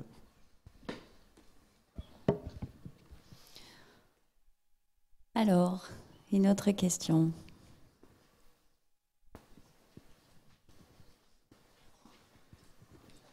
Alors, bonjour à tous. Ma question c'était Qu'est-ce que votre activité professionnelle, le temps qu'elle prend sur votre vie familiale, personnelle, est-ce que vous êtes pris tout le temps par votre travail, comment vous gérez cela et voilà. Vous avez quel âge? 20 ans. Ok. Je vais faire une réponse super cliché. En fait, non, je vais répondre en 2 temps. Je pense qu'au début, quand j'ai fini mes études et que j'ai réfléchi à où j'avais vraiment envie d'aller, je me voyais pas vraiment dans un grand cabinet. Je me voyais pas faire les soirées sushi à 10h le soir avec les collègues, les poncifs des week-ends passés sur les dossiers. Ça m'intéressait pas vraiment. Puis au final, j'ai monté ma boîte. Quelle erreur! Je les aurais bien fait les soirées sushi. Donc pour vous dire, en fait, moi j'ai la chance, je considère que c'est une chance parce que c'est ce que j'ai voulu faire. Je pense que tous ici font un témoignage parce qu'ils aiment tous leur métier et on a tous la chance de faire ce qu'on aime. Et du coup, en tout cas moi, en tant qu'entrepreneur, j'ai fait un choix. Ma vie, c'est ma boîte. J'essaye évidemment de garder une vraie balance avec ma vie personnelle. Je pense qu'on y arrive un petit peu mieux après 7 à 8 ans. Mais les premières années, c'est compliqué. Mais pourquoi? Parce qu'on est passionné, on fait ce qu'on vit, ce qu'on donne, ce qu'on a envie de créer. C'est du temps. J'ai pas l'impression d'avoir raté ma vie personnelle parce que ma vie personnelle, elle est complètement fondue dans ma vie professionnelle. La seule chose, c'est qu'effectivement, pour avoir de la réussite et pour que ça marche, il faut savoir garder une balance physique. C'est un travail de fond. Il faut être préparé. C'est pour ça que j'aurais préféré les soirées sushi parce que je peux vous raconter mon mois de novembre au décembre. On a eu le départ d'une personne dans la boîte. J'ai fait à peu près, je pense, 90 heures. C'est-à-dire que je terminais à 6h le matin, je dormais 1 heure sur le canapé, je partais à Paris le matin. Ça peut être ça. Mais quand vous le faites parce que vous aimez ce que vous êtes en train de faire et vous avez vraiment l'impression de travailler pour quelque chose que vous créez, moi je ne l'ai pas mal vécu. Alors que je pense qu'au départ, quand je me suis dit « oulala, les soirées sushi, je vais mal les vivre », c'est parce que je n'avais pas vraiment envie d'être là-bas. Donc je pense qu'il y a certes, pour arriver à son but, dans quel que soit, c'est mon point de vue, après je pense que les autres pourront en témoigner, quelle que soit la carrière que vous faites, il faut savoir déjà fixer ce qui est important pour vous. Et à partir de là, il faut aussi trouver la bonne balance parce que même si le professionnel doit prendre le pas et que c'est quelque chose qui est fondamental pour votre équilibre, il faut avoir les deux parce que si vous n'avez pas les deux, au bout d'un moment, et j'en ai vu certains, on va à l'hôpital. Donc il faut aussi avoir les deux, quoi. Mais c'est une vérité, il y a des gens qui... C'est le burn-out, ça existe, j'en ai vu plusieurs. Voilà, il faut faire attention aussi à avoir trouvé la balance. Voilà. Je ne sais pas si ça répond, c'est ma réponse. Anthony, vous voulez ajouter quelque chose? Oui, je vais ajouter quelque chose parce qu'elle m'interpelle cette question. Vous allez, dans les années qui viennent à l'avenir, on ne pourra plus poser cette question-là comme ça. Pourquoi? Parce que les choses, elles ne vont plus être cloisonnées comme elles ont pu l'être jusqu'à présent. Aujourd'hui, on a des outils, on a des Game Boy dans toutes les poches, on a 3 agendas, on a 4 téléphones. Quand vous allez sortir de vos formations, vous êtes destiné à occuper des fonctions de cadre. Et ça va être compliqué de cloisonner et de dire, voilà, je travaille jusqu'à 6h. Jusqu'à 6h, j'ai ma casquette BNP, caisse d'épargne ou autre, et puis à 6h, hop, je l'enlève et je suis papa, je suis maman, ou je suis le partenaire de tennis. Vous êtes aujourd'hui ultra connecté, vous discutez en permanence avec la Terre entière, vous pouvez suivre un cours, envoyer un mail, regarder une vidéo, tout ça en même temps. Dans le monde professionnel, demain, ce sera un peu pareil. Peut-être que vous préparez votre omelette le soir en répondant à un coup de téléphone. Et Aujourd'hui, les entreprises travaillent là-dessus. Il ne faut pas le voir, quand je dis vous préparer à manger en répondant à un coup de téléphone, là, pour le coup, ça peut faire froid dans le dos. Mais en même temps, si on vous donne l'opportunité d'organiser votre temps de travail comme vous le souhaitez et à l'endroit où vous le désirez, ça peut peut-être faire naître quelques envies ou en tout cas ramener quelques sourires. Et aujourd'hui, les entreprises travaillent sur... est-ce qu'on est toujours obligé d'être dans son bureau de 4 murs à La Défense, au centre de Lyon ou à Annecy pour exercer son activité professionnelle? Est-ce qu'on ne peut pas la faire dans plusieurs endroits géographiques différents? Est-ce qu'on a besoin d'avoir encore un ordinateur avec la prise de courant connectée et puis le câble réseau connecté dans le mur pour travailler? Demain, clairement, vous avez déjà la réponse, c'est non. Donc demain, on vous demandera de travailler un peu n'importe où. Alors n'importe quand, il faudra quand même effectivement mettre, je pense, un peu de discipline là-dedans. Mais préparez-vous justement à ce que cette question du cloisonnement, elle se pose de moins en moins. D'accord? Et globalement, et c'est déjà le cas aujourd'hui, la question, elle se pose plus en termes de quantité de travail. Elle se pose en termes de qualité et d'objectifs que vous avez ou pas atteints. Si on vous demande je ne sais pas moi, d'effectuer dans un métier commercial 200 ventes dans le mois, si vous les faites en 15 jours, si vous vous organisez à les faire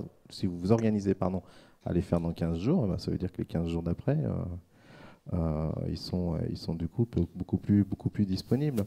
Donc voyez les choses plutôt en termes de résultats à obtenir et quels sont les moyens que je peux mettre en face des résultats plutôt que de quantité. C'est un raisonnement aujourd'hui, la quantité de travail et l'organisation de son travail au même endroit avec les mêmes moyens qui ne se posera plus demain. Ok. Ce que je souhaite rajouter concernant le secteur bancaire, c'est qu'aujourd'hui, ce qui fait le temps de travail, c'est pas tellement finalement le droit du travail, c'est plutôt le client. Vous avez des périodes dans l'année où il peut y avoir un surcroît d'activité. Et ce que l'on demande aujourd'hui, ce que les entreprises demandent lorsqu'elles embauchent un cadre, c'est qu'il soit flexible, c'est-à-dire en période de surcroît d'activité. Lorsque l'on appartient à une entreprise commerciale, le but, c'est de donner satisfaction aux clients. Donc il a été prévu des systèmes effectivement où les cadres et les employés sont autonomes dans l'organisation de leur temps de travail. En début d'année, où il y a des périodes propices, où les clients ont des projets, et là il ne faut pas hésiter à rester plus tard le soir, quitte en contrepartie, lorsque l'on vit des périodes plus creuses, et notamment l'été au mois d'août, à effectuer des horaires beaucoup plus restreints.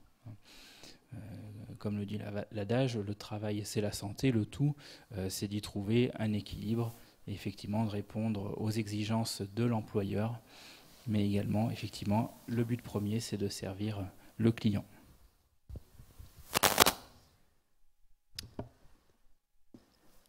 Alors, une autre question. Profitez d'avoir nos professionnels sous la main.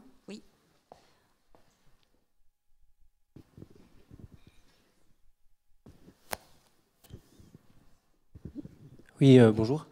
Moi, j'avais une question ça vous concerne tous, mais plus particulièrement Monsieur Soustre, puisque c'est le master que vous avez fait que je vise. C'est concernant justement en master 2 l'alternance ou le stage de fin d'études. J'hésite encore beaucoup de ce point de vue-là, donc j'ai compris que l'alternance était quand même une découverte du milieu qui était assez agréable. Mais bon, le stage aussi. Or, l'alternance a quand même, d'après ce que je comprends, le but de déboucher sur un emploi après, plus que le stage ou... Alors, de mon point de vue, je ne connais que effectivement la formation initiale. Effectivement, l'alternance présente des avantages, le fait d'être immédiatement immergé au sein de l'entreprise. Mais en revanche, j'émets une petite réserve quant au parcours d'adaptation. C'est vrai que l'alternance, c'est relativement soutenu.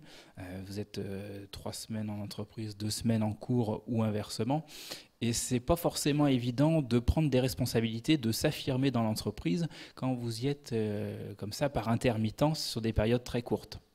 Moi, ce qui m'a vraiment été profitable dans le stage de fin d'études, c'est le fait de pouvoir être mis en situation opérationnelle immédiate, hein, notamment sur des périodes où il y avait des tensions sur les ressources humaines en matière de congés ou de vacances de poste, où j'étais encore stagiaire. On m'a mis notamment sur des postes de directeur de petite agence, où je devais ouvrir le matin, gérer la clientèle, le tout.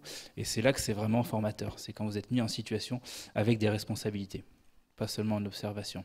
Alors l'alternance, ceci étant, peut répondre à une problématique pour les matériels au niveau des étudiants, puisque vous êtes rémunéré. En stage également, mais effectivement, un revenu en alternance peut vous permettre de prendre un logement, et notamment sur le lieu de votre alternance, si jamais vous êtes sur un secteur géographique éloigné de votre domicile habituel. Voilà. Les deux formations se valent en termes académiques et d'employabilité derrière. C'est après en fonction, effectivement, de ce que vous recherchez, et si vous sentez plutôt à finir votre vie étudiante, on va dire de façon un peu pépère ici, la vie étudiante encore le premier semestre de Master 2, et puis après vraiment vous êtes inséré dans le monde de l'entreprise, ou si au contraire vous souhaitez avoir déjà un rythme de travail sur la dernière année d'études. Ça peut jouer aussi là-dessus. La personnalité de l'étudiant est très très importante en effet dans le choix de son cursus. Donc je vous rejoins complètement, hein, Aurélien, sur le fait qu'il n'y a pas de meilleure voie que d'autres.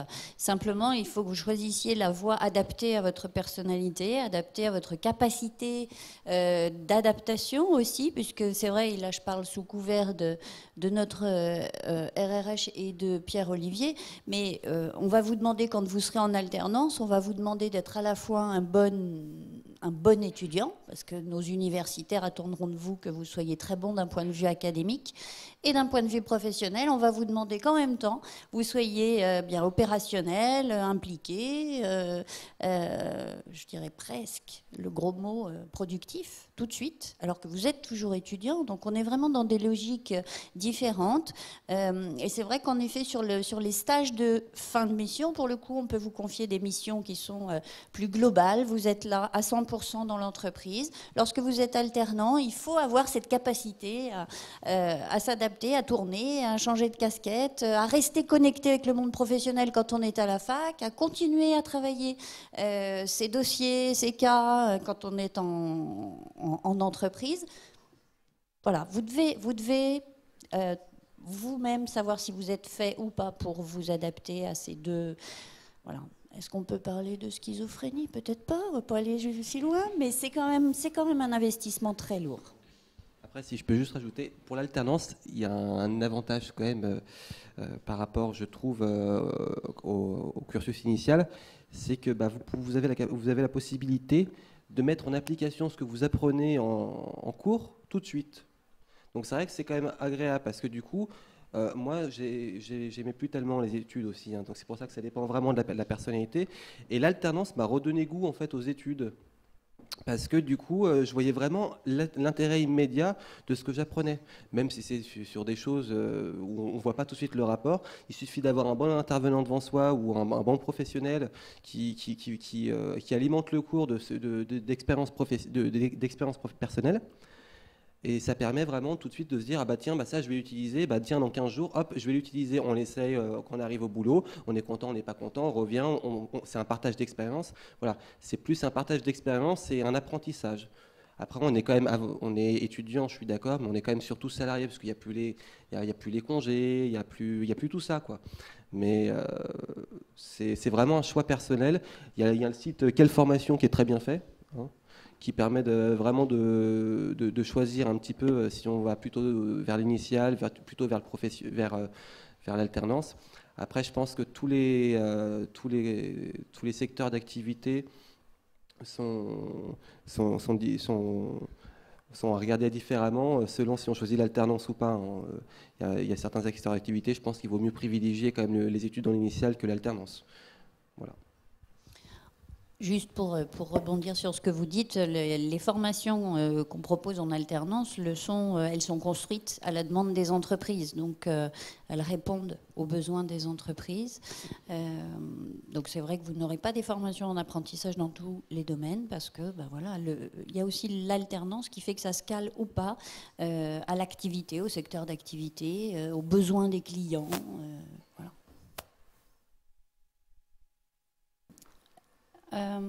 Une autre question? Oui.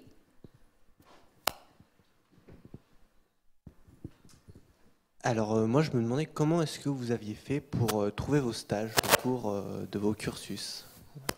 Quelle méthode vous avez utilisée? Comment vous avez fait pour... Est-ce que vous avez fait quelque chose pour vous démarquer? Est-ce que... Voilà. Alors pour ma part, j'ai trouvé mon stage avec le forum d'expertise comptable, Studexpert, où tous les cabinets étaient présents au Salon des Symboles. Un peu un marché de l'emploi pour étudiants avec des stages, des emplois. J'ai trouvé une personne qui qui avait son cabinet près de là où j'habitais et le feeling s'est bien installé entre nous et puis j'ai pas eu à faire d'entretien particulier. C'est beaucoup une question de feeling pour mes stages et aussi mon emploi chez Premier Monde. J'ai eu un entretien, mais j'ai eu plus l'impression d'avoir une discussion sur le métier d'expert comptable, sur mon parcours, plutôt qu'un véritable interrogatoire, quoi. Je l'ai vécu comme ça. Et pour trouver un stage, un emploi, vous avez les forums, les salons, et puis vous avez aussi toute une démarche indirecte, où là, c'est à vous d'être proactif, de chercher un peu ce marché caché, où les professionnels n'ont pas forcément conscience qu'ils ont un besoin en termes de ressources humaines, mais c'est à vous de le solliciter en vous montrant, en les sollicitant de façon spontanée. Voilà.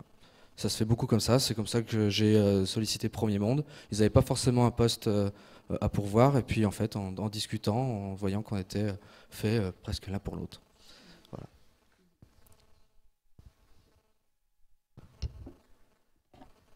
Moi, j'ai menacé des gens. Vous avez, pardon? J'ai menacé des gens. Non, je rigole. Réseau et répondre à des annonces. Parfois, c'est aussi bête que ça. Et après, quand vous tenez un filon, il faut entretenir des relations avec les personnes. Alors, j'ai deux conseils à vous donner. Moi, le deuxième, la mission qu'on m'a confiée lors de mon Master 2, qui était en alternance finalement, du coup, ça venait de mon précédent stage. C'est garder des contacts avec les gens avec qui vous avez travaillé, envoyer des mails, prenez des nouvelles, s'il y a des gens avec qui vous entendez bien, voilà. Et les opportunités, elles se font comme ça. Et essayez de donner le maximum dans vos stages pour vous faire remarquer, quoi. Moi, c'est comme ça que c'est arrivé finalement le deuxième stage. C'est parce que j'ai essayé de faire vraiment de m'investir et de faire du mieux que je pouvais. Et on m'a, je pense, repris et proposé une mission grâce à ça. Donc il faut vraiment, je pense, quand vous avez la chance d'être dans un stage, de la prendre à bras le corps aussi pour vous dire que ça peut déboucher sur d'autres choses, quoi. Voilà. C'est qu'après qu'on voit comment ça s'est connecté, mais quand vous êtes dedans, essayez vraiment de laisser une bonne image de vous, de faire bonne impression, de voir que vous êtes vraiment impliqué. Et impliqué dans un stage, ça veut dire être proactif, proposer des choses. C'est pas parce que vous êtes stagiaire qu'on attend que vous fassiez bêtement votre travail. Soyez source de propositions. J'ai l'occasion d'avoir des discussions avec des gens qui ont aussi des entreprises comme moi. Voilà, parfois on est surpris, on dit c'est bien, ça amène du frais, ça amène quelque chose de nouveau. Et quand moi je parle en tant que chef d'entreprise, qu'on recherche, c'est ça, quoi. C'est avoir des gens qui sont proactifs. Et quand vous recherchez un stage, j'ai vraiment un conseil pratique pour ceux qui sont là. C'est quand vous faites un entretien avec quelqu'un pour un stage ou pour un emploi et que ça s'est bien passé, il est de bon ton soit de rappeler, soit d'envoyer un email pour remercier la personne qui vous a attribué du temps. Ça, c'est la première chose qu'on regarde. C'est-à-dire que et je peux vous le dire, moi, dans les processus de recrutement, j'en ai 2 qui le font, quoi, par an, quoi. C'est vraiment, il y a personne qui le fait, c'est essentiel. Avant tout, être recruté, on parlait du savoir-être, c'est avant tout de la politesse. Et si vous avez vraiment envie d'aller dans une boîte, que ça vous plaît, il faut le montrer, il faut le dire. Parce que quand on recrute, même si c'est pour des stages, c'est important d'avoir des gens qui sont avant tout, qui ont envie de bosser avec vous, quoi. Et quand on le sent, quand il y a quelqu'un qui nous renvoie un mail en disant « Écoutez, non seulement merci d'avoir passé du temps, mais en plus ça m'a plu, j'ai vraiment envie de travailler avec vous », il ne faut pas hésiter à le dire parce que c'est ce qui fait la différence. En tout cas, moi, dans les recrutements, c'est ce que je parle sous couvert, je ne sais pas comment ça se passe ailleurs. En tout cas, c'est quelque chose qui fait marquer des points vraiment, quoi. Donc, pensez à ça, à vos interactions dans les emails, la façon dont vous relancez et la façon dont vous suivez le process de recrutement. Est-ce que quelqu'un veut ajouter quelque chose sur la manière de trouver un stage ? Bon, je vous rappelle que le service emploi carrière alternance est à votre disposition, et notamment Odile et Darine. Donc au bureau des stages, vous avez à la fois toutes les offres que nous recevons, et nous avons la chance de recevoir un nombre conséquent d'offres de la part des entreprises et lyonnaises et nationales et internationales. Vous avez le site Link IAE Lyon également, qui est le site carrière sur lequel nos anciens sont inscrits pour pouvoir construire le réseau et pour pouvoir vous le proposer, ce réseau. Vous avez toutes les offres d'emploi, de stage, d'alternance, de césure, de VIE que les entreprises saisissent directement. Oui.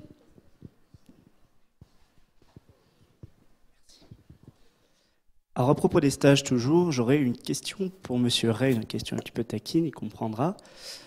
On a beaucoup parlé du savoir-être, des valeurs humaines, surtout dans les matières commerciales comme la banque. Comment peut-on évaluer ces critères avec des formulaires informatiques lors des recrutements? Avec des modes de recrutement informatiques, comme des formulaires, des tests, etc. Voilà. Pas de contact humain. Oui, je comprends la question.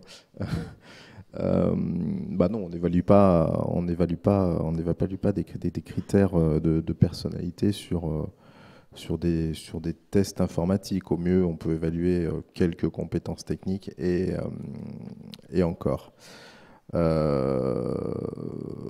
Chez nous, on a un processus de recrutement des stagiaires et des alternants qui est calé sur le processus de recrutement traditionnel. Quand on recrute un alternant, quand on recrute un stage, on se positionne en recrutement d'un futur collaborateur, puisque notre objectif, il est de conserver un maximum d'alternants ou de stagiaires. Donc dans notre processus de recrutement, effectivement, le premier step, c'est une évaluation, on va dire, d'un certain nombre de compétences qui sont plus liées à, on va dire, l'agilité intellectuelle, l'agilité numérique et verbale des candidats. Alors c'est un test qui vaut ce qu'il vaut, mais dans tous les établissements bancaires, je crois qu'il y a des tests à peu près similaires. Et puis bien au-delà du secteur financier, aujourd'hui, c'est quand même des tests qui sont éprouvés, qui permettent de faire un premier tri, une première sélection sur des éléments purement d'agilité. Et puis après, bien entendu, pour se rendre réellement compte de la valeur d'un candidat, on reçoit donc les candidats qui ont réussi cette première sélection en entretien, où là on va véritablement tester les compétences et surtout le savoir-être, le potentiel que représente le candidat, la dynamique qu'il se donne, son ambition, son projet professionnel. Au niveau des recrutements en stage et en alternance, c'est ce que l'on va principalement valider. Okay. Ce que nous disent nos interlocuteurs ressources humaines et recruteurs opérationnels, c'est qu'en fait, lorsque vous êtes à la recherche de votre stage, vous devez être force de proposition, c'est-à-dire être en mesure de leur expliquer en quelques phrases clés ce que vous savez, ce que vous savez faire, ce que vous pouvez leur apporter et quel est votre projet, et notamment chez eux. Donc ça, c'est vraiment, je pense que là, vous ne me contredirez pas, c'est vraiment la base. Vous devez être en mesure d'exprimer en moins d'une minute ce que vous savez faire, ce que vous pouvez proposer et où vous voulez le faire. Et c'est ce qu'on appelle, nous, au sein du service, la présentation flash. Donc, entraînez-vous à ça. C'est un travail important parce que ça nécessite que vous ayez réfléchi à quel était votre projet professionnel. Ça nécessite aussi que vous ayez mis des mots sur ce que vous saviez, donc vos cours, vous les déclinez comment en termes de compétences transposables dans l'entreprise. Et puis, ce que vous savez faire, ce que vous avez acquis en termes d'expérience extra-professionnelle. Et puis, quels sont vos savoir-être, tout ce que vous avez pu développer dans des implications extra-professionnelles, voilà, tout ce que vous pouvez apporter, apprenez à l'exprimer. Et ce sera valable pour les recruteurs, mais aussi pour vos entretiens réseau. Ce qu'il est important, Anne-Sophie, vous l'avez bien exprimé, c'est finalement la cohérence de votre parcours et la cohérence de votre idée à travers votre projet professionnel. Si vous êtes en capacité d'exprimer à un employeur clairement ce que vous voulez faire et là où vous voulez aller, déjà vous marquez quelques points. Après, vous sortez de vos études, forcément vous n'avez pas un CV de 4 pages, vous n'avez pas une expérience longue comme le bras. Tout ce que vous êtes en mesure de pouvoir proposer à votre employeur, c'est quelques expériences professionnelles au travers d'un, 2 stages, d'une année ou deux d'alternance. Et dans ce cas-là, ce qui va compter pour vous, c'est également de vous appuyer sur tout ce qu'il y a à côté et que bien souvent, vous ne mentionnez pas. Je vais prendre quelques exemples, mais... moi, quelqu'un qui, au mois de septembre, a fait 10 jours de vendange, ça m'intéresse. Quelqu'un qui a travaillé l'été, je ne sais quel job, qui a vendu des beignets sur la plage, je ne sais quoi. Ce sont des expériences qui vont m'intéresser et que souvent, vous mettez de côté. Quelqu'un qui a eu des responsabilités dans la vie associative, qui a ne serait-ce que joué au football, au basket, qui a été capitaine de son équipe. Tout ça, ce sont des éléments ou des expériences de vie et un CV, ça doit surtout être ça doit être vraiment une retranscription de toutes vos expériences de vie qu'il est de bon ton de mettre en avant. Alors, bien entendu, vous n'allez pas tenir un entretien d'1 heure sur votre poste de gardien de but, mais je suis sûr que chacun d'entre vous, sur les 20 à 25 ans qui sont déjà passés, vous avez déjà beaucoup de choses à raconter et bien souvent, vous passez à côté. Nous, quand on vous reçoit en entretien, la formation, on la connaît. Donc on n'a pas besoin que vous nous expliquiez ce que vous avez fait en master de finance ou de gestion ou je ne sais quoi. On travaille suffisamment en proximité avec l'IAE pour savoir ce que vous valez d'un point de vue technique au niveau de votre formation. Donc ce qui va nous intéresser, nous justement, c'est tous les à côté. Donc mettez bien ça en avant. Un CV, c'est véritablement... voilà, une succession d'expériences de vie et tout compte. Et tout compte. On peut avoir, quand on postule pour un job commercial, moi ça m'intéresse effectivement que vous ayez vendu des beignets sur la plage à Palavas. C'est une expérience de vente. Elle vaut ce qu'elle vaut, mais c'est une expérience de vente. Vous vous dirigez vers des fonctions de cadre et de management, voilà, avoir été trésorier de l'association du quartier, avoir pris en charge bénévolement un certain nombre d'actions, ce sont des choses qui démontrent quelque chose de votre personnalité, qui sont intéressantes à mettre en avant. Ok ? Alors, écoutez, ce que je vous propose, s'il n'y a plus de questions, c'est qu'on vous laisse la parole pour un petit mot de conclusion ou un conseil que vous voudriez partager avec nos jeunes. Moi, j'ai noté des idées clés comme l'adaptabilité, l'ouverture, la passion, le savoir-être, l'équilibre, répondre aux exigences, que ce soit de son client ou de son entreprise. Et puis, la diversité et le fait aussi que rien ne soit figé dans le marbre. Donc voilà, si l'un d'entre vous veut commencer. Je vais commencer. Oui, si j'ai un seul petit conseil que je peux donner, ça va être la proactivité. Vraiment, c'est pas se cantonner à nos missions, pas se cantonner à ce qu'on nous donne, mais c'est aller chercher plus loin.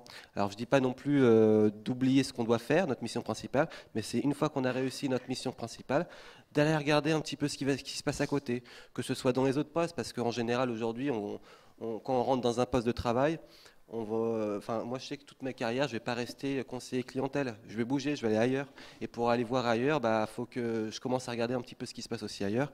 Donc c'est vraiment aller chercher un petit peu plus de travail que ce qu'on nous donne. Voilà. Qui continue? Allez Loïc. Oui, juste un petit mot pour vous dire que vous avez la chance, je pense, d'être dans une école qui a une expérience, qui a un réseau d'anciens, même s'il se structure petit à petit. Je pense que je ne dis pas de bêtises en disant que vous pouvez solliciter n'importe quel ancien de l'école de façon spontanée, lui poser des questions. S'il exerce un métier dont vous voyez dans quelques années, voilà, faut pas hésiter. C'est ça, c'est la proactivité et c'est s'intéresser à votre avenir, quoi. Voilà. Vraiment, n'hésitez pas. Si on est là aujourd'hui, c'est aussi pour partager cette expérience, mais il y a tout un réseau d'anciens qui est là. Aurélien? Vous appartenez aujourd'hui donc à l'IAE Lyon, qui est une école universitaire de management au sein de l'université Lyon 3, une spécificité en France. Les formations de l'IAE sont exigeantes, mais en contrepartie de cette exigence que vous pouvez avoir en licence, derrière, vous aurez véritablement un diplôme et une insertion professionnelle qui, j'espère, sera à la mesure de vos attentes. Donc votre formation, soyez-en fiers, car demain, vous serez nos ambassadeurs, les ambassadeurs de l'IAE Lyon, et vous rejoindrez, j'espère avec nous, le réseau des anciens. Voilà. Anthony, Simon? Oui, je vais rejoindre un petit peu ce qui a été dit. Moi, je trouve que c'est effectivement une structure de formation qui est performante en tant que recruteur. Moi, j'apprécie énormément les étudiants qui sortent de ces formations à l'IAE. J'ajouterais également que vous avez la chance quand même d'être dans un cadre agréable, et puis au-delà de ça, d'avoir une organisation et des gens autour de vous qui font beaucoup, qui s'investissent auprès des entreprises, auprès du monde extérieur à l'université. Ce n'est pas le cas de toutes les écoles ou de toutes les universités. Pardon. Donc, ayez conscience que vous êtes dans un cadre qui est privilégié, autant par le contenu des formations que par l'ensemble de l'organisation qu'il y a autour et qui fait en sorte que vous puissiez ressortir de ces formations avec un nombre d'opportunités assez importantes, en tout cas un grand nombre de contacts. Merci, je le prends un petit peu pour nous. Je profite avant de céder la parole à Simon de vous rappeler que la semaine prochaine, le 21 janvier à 11h30, vous avez un événement Speed Coaching qui est proposé par nos diplômés du DU Coaching en entreprise et qui est un événement déclencheur d'envie. Donc si vous avez une thématique que vous souhaitez aborder avec des spécialistes, si vous cherchez encore, ils sont là pour vous aider à vous poser les bonnes questions. Et enfin, le jeudi 23, vous aurez un nouveau forum, un nouveau carrefour des stages, de 9h à 14h au Salon des Symboles, donc avec des entreprises qui viennent vous proposer des stages, des alternances pour l'année prochaine, des césures et des VIE. Voilà. Simon ?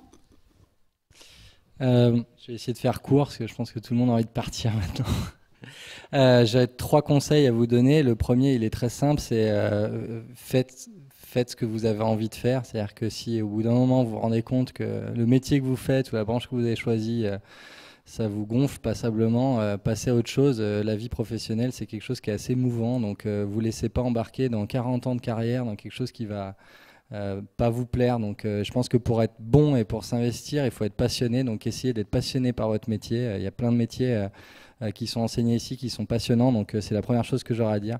La deuxième chose, c'est soyez curieux. On parlait de la proactivité, c'est aussi ça, c'est vraiment partez à l'international, faites feu de tout bois, allez voir d'autres choses que la gestion, parce que si vous voulez être bon dans votre métier, il faut être aussi vraiment connecté, maintenant pas que sur l'internet, mais avec plein d'autres choses.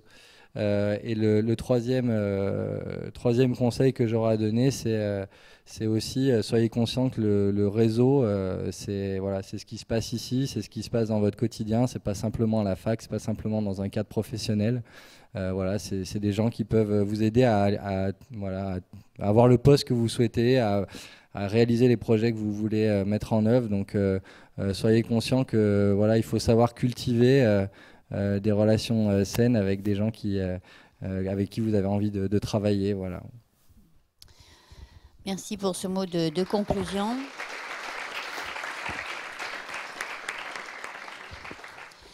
Donc merci à tous de votre attention, merci à vous du temps que vous avez consacré à nos étudiants. Donc j'espère qu'ils ont su apprécier vos échanges. Merci en tout cas à tous.